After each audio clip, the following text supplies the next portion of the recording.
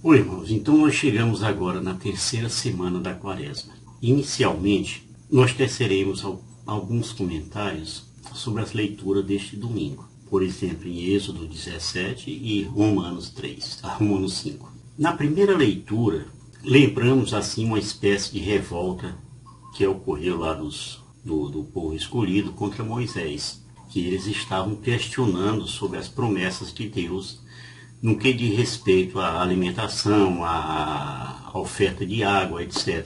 Né? Tanto para eles, pessoas humanas, como para os animais também. E eles perguntaram a Moisés: por que nos fizeste sair do Egito? Foi para nos fazer morrer de sede, a nós, nossos filhos e nosso gado? E essa revolta que ocorreu lá numa localidade chamada Refidim, que é no sul da península do Sinai, tá certo? Isso aí você pode ler em Números 33, versículos 14 e 15, tá bom?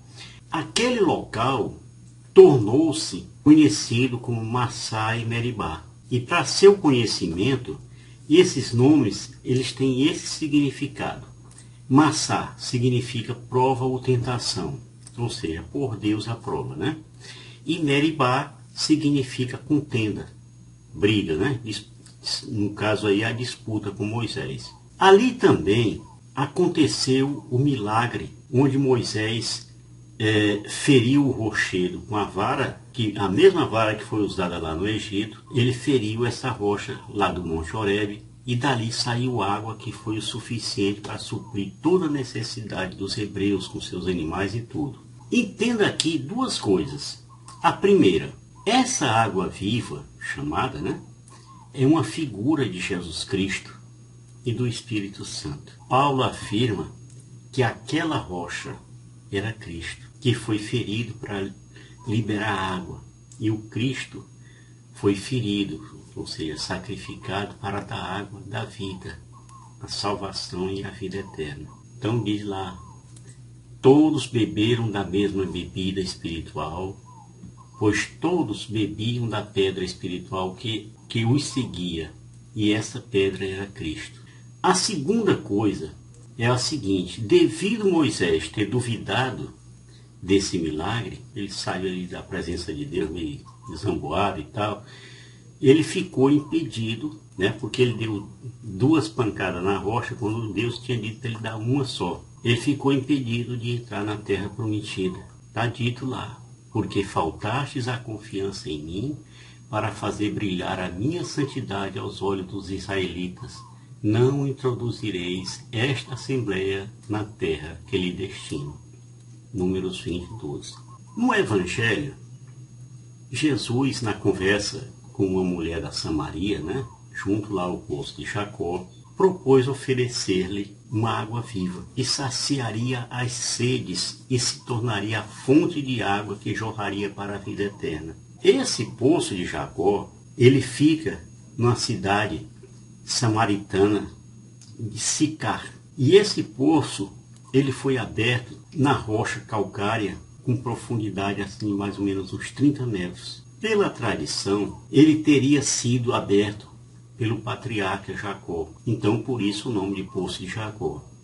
E ele tem relação com o texto da primeira leitura, onde Moisés fez jorrar água na rocha do Monte Horebe. A Samaria, para você que não conhece, ela fica numa região central da Palestina, que é ali habitada por uma raça cheia de sangue misturado. Misturado por quê? Porque eles invadiram lá aquela região e depois os judeus cruzaram lá com esses pagãos. E todos eles de religião sincretista, ou seja, não tinha aquela firmeza no judaísmo, né? Esse evangelho, ele resiste uma passagem cheia de lições espirituais. Nele, nós aprendemos como alcançar as pessoas e convertê-las. Já com a mulher, nós aprendemos como reagir diante da leitura desse texto. Aí a gente vai falar mais sobre o Evangelho, tá bom? All of the travelers on the road, put down the burdens to see where you go. All of the mortals with their loads follow. Bem, vamos falar aqui. a questão envolvendo a Samaria e a disputa com Judá. No tempo de Jesus, existia assim uma intriga com raízes bem antigas entre os samaritanos e os judeus. Essa divisão entre essas duas correntes, ela teve início com a morte de Salomão. Isso aí, 932 a.C., quando as tribos do norte e do centro não aceitaram ser comandadas pelo rei Roboão, que era o filho de Salomão, Aí então houve uma divisão. As tribos do norte e do centro, que eram 10 tribos, escolheram como seu rei Jeroboão. E assim nasceu o reino de Israel, conhecido como o reino de Israel, cuja capital era Siquém. Isso aí está em 1 Reis, no capítulo 12. As tribos do sul, que era apenas Judá e Benjamim, permaneceram sob o reinado de Roboão. E nasceu assim o reino de Judá. Tá bem? Reino do norte e reino do sul, cuja capital no reino do sul de Judá era Jerusalém. 200 anos depois, a situação ficou crítica quando os assírios, comandados por Senaqueribe, tomaram em 721 a.C.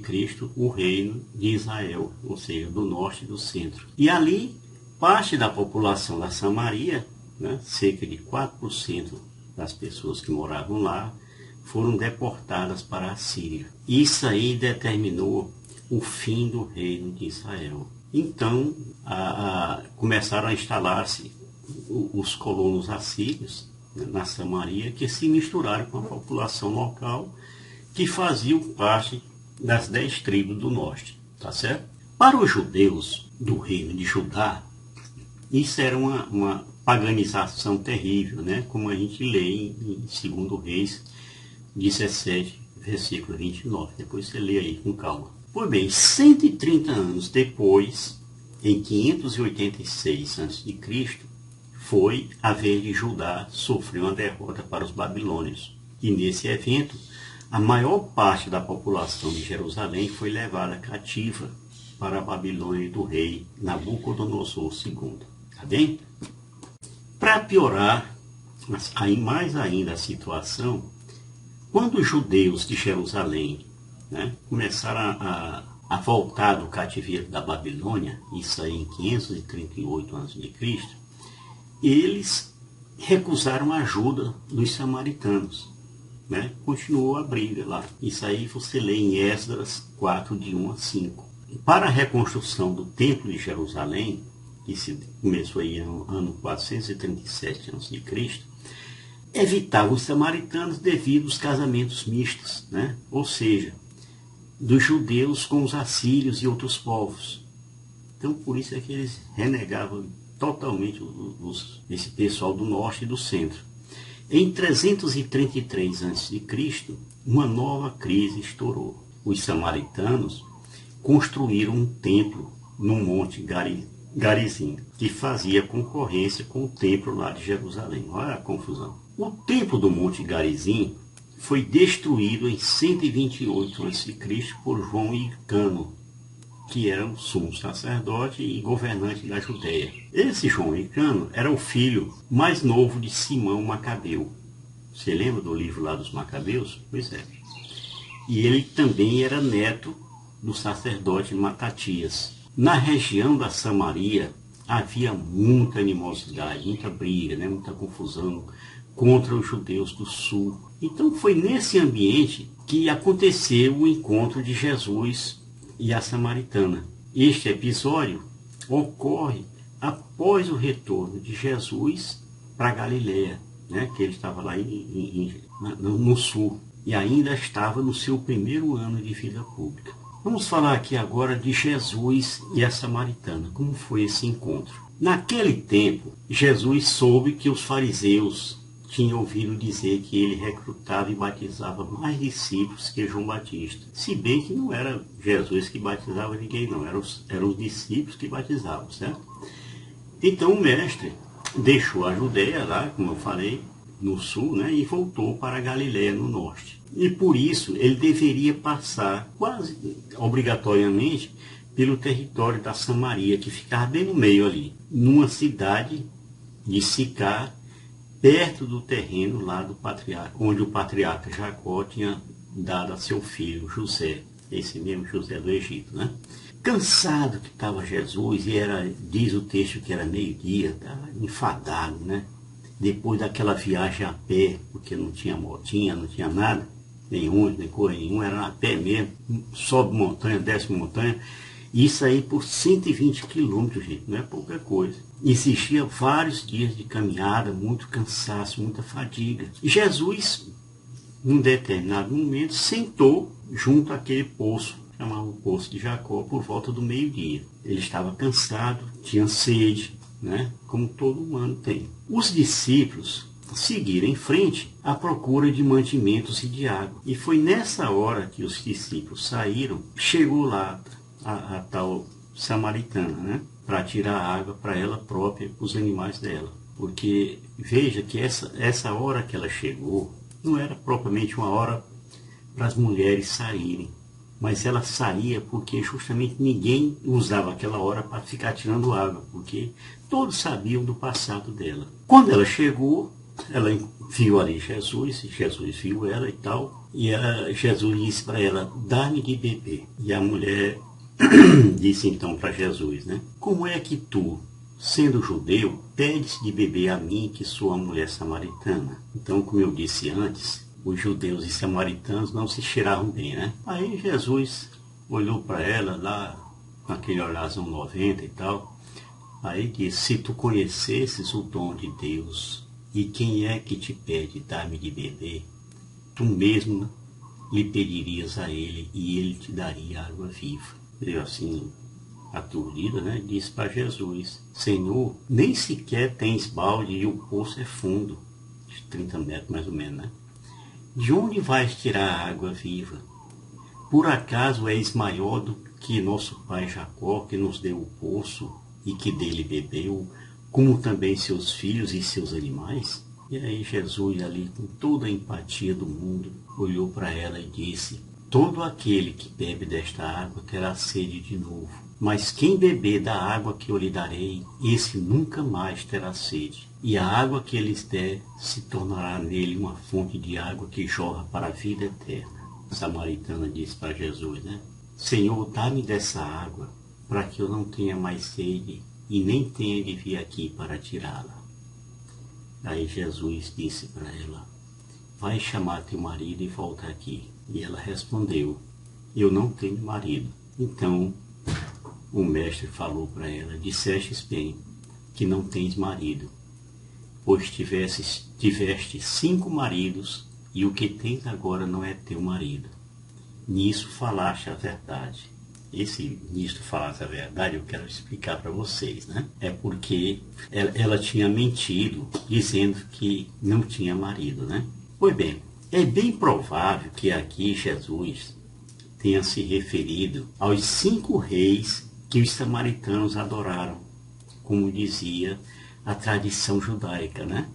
Cada nação conservou o seu próprio Deus, que colocou nos santuários, nos lugares altos estabelecidos pelos samaritanos. Cada povo colocou seus deuses no lugar em que habitava. Adoraram o Senhor, mas honravam ao mesmo tempo os seus ídolos. Ainda hoje, fazem seus filhos e seus netos como fizeram seus pais. Pois bem, voltando aqui, percebe-se claramente que o clima inicial tinha se dissipado, já estavam mais ou menos trocando ideia, né? Já se notava por parte dela uma certa simpatia também. E foi por conta disso que ela se criou coragem e disse, Senhor, vejo que és um profeta. Os nossos pais adoraram neste monte, mas vós dizeis que é em Jerusalém que se deve adorar. E aí Jesus disse para ela, acredita-me, mulher, está chegando a hora em que nem neste monte, nem em Jerusalém adorareis o Pai. Vós adorais o que não conheceis. Nós adoramos o que conhecemos, pois a salvação vem dos judeus. Mas está chegando a hora, e é agora, em que os verdadeiros adoradores adorarão o Pai em espírito e em verdade. De fato, estes são os adoradores que o Pai procura. Deus é espírito e aqueles que o adoram devem adorá-lo em espírito e em verdade. Aí a mulher disse para ele: sei que o Messias, que se chama Cristo, né, vai chegar. Quando ele vier, vai nos fazer conhecer todas as coisas. Aí Jesus disse logo para ela: sou eu que estou falando contigo. Aí a mulher arriou, né? Deixou o baldezinho dela lá, o cântaro, né? E foi para a cidade correndo e disse para o povo lá: vim de ver um homem que me disse tudo o que eu fiz. Será que ele não é o Cristo? Aí o povo todo, né, ouvindo aquilo, cheio de curiosidade, saiu correndo da cidade lá para encontrar-se com Jesus. Muitos desses samaritanos abraçaram a fé em Jesus, por causa do que ele disse à samaritana. Ele me disse tudo o que eu fiz, né? Por isso, os samaritanos procuraram Jesus, pedindo que ele ficasse com ele ali mais um pouco, porque eles estavam encantados com Jesus. E Jesus permaneceu ali por 2 dias. Então, irmãos, quantas vezes nós procuramos Jesus tão somente pela nossa sede e saúde física? Vamos procurar Jesus em espírito e em verdade, como Deus. É isso aí. Terminamos aqui este vídeo com os ensinamentos que espero que tenha ajudado a vocês a entenderem melhor este momento da nossa Igreja Católica. Até a próxima, a 4ª semana da Quaresma. Shalom do Pai.